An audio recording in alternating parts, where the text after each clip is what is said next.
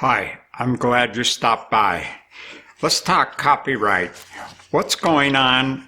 Does anybody have the copyright on Ellen G. White materials called The Spirit of Prophecy?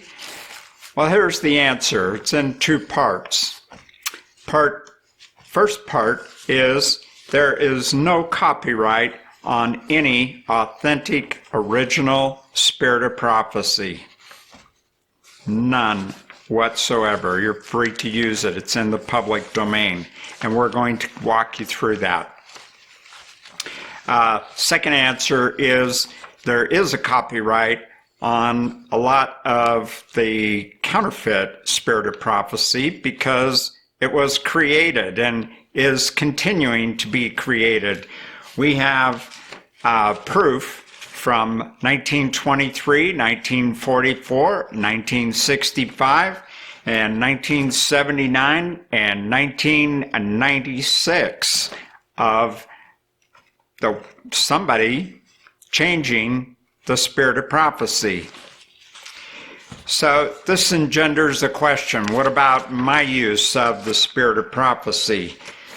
I see the answer being something kind of like this, is that there's far too many people in the world that are using the Spirit of Prophecy. They're writing all kinds of, compendiums and all kinds of materials and selling them and whatever, there's just, it would be too hard for the church or the white estate to try going after somebody for a supposed copyright infringement. And, it's just not worth their time because it would get thrown out of court. First of all, even though they have written portions or changed things, it's they don't want that made public. Of course not. And even though they can claim a copyright if they want to, it would be pretty tough to really enforce that in court. And so, with that in mind, the question is, why do they make everything available? It's because of a hacker group called SDAnonymous. And the hacker group stole a copy of the file from the white estate. I believe it was in God's providence. And they began making it available on the internet and portions of it. And then the white estate went after them. They tried to. They discovered they were powerless to do anything. And the hacker group forced the white estate to either make everything public and available for people to use, or the hacker group would make it public and available for people to use. And because of the files that the hackers released on the internet, I had a copy of them, and I used that to prove 3 times where changes had been made, and the white estate actually claimed that something did not exist when in fact it actually did exist. So here's what you need to best avoid trouble, just to start with. And we're going to go now to my computer. So what you need to know is good information. You have to have the truth. You cannot do anything without the truth.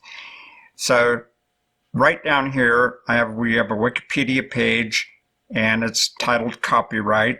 And this paragraph down here, the first sentence, is the only important one for our use today. Typically, the public law duration of a copyright expires 50 to 100 years after the creator dies, depending on the jurisdiction. So we are already 104 years away from Ellen White's death in 1915. But in the United States, the copyright expires after 70 years. And my understanding is somehow the church was able to extend that for 15 years, but we're still way past all of that. So all of this material is actually in the public domain. So now we're looking at the White Estate website, egwwritings.org, and this is their copyright notice.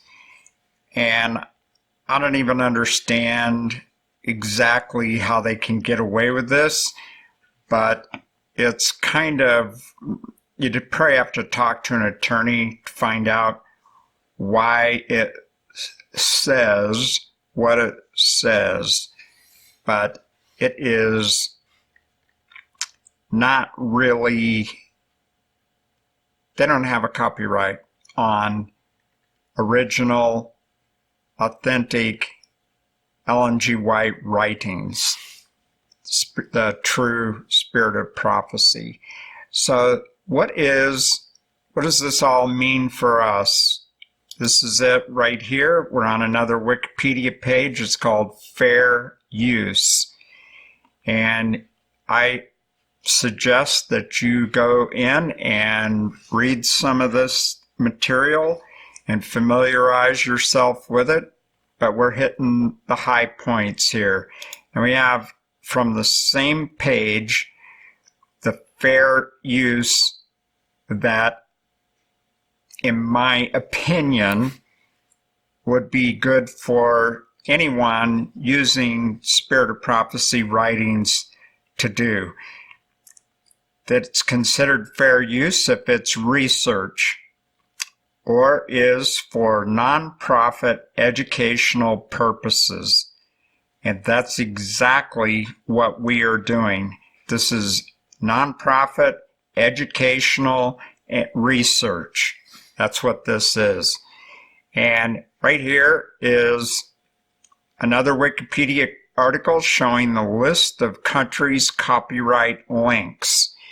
And we go, and I have a sentence here underlined: when a work's copyright term ends, the work passes into the public domain, which means you have fair use of any of it. So right here, you have a map showing what's happening around the world, some of the different things. We're right here in the United States, and it is life plus 70 years. I thought it was 75. Here is another page.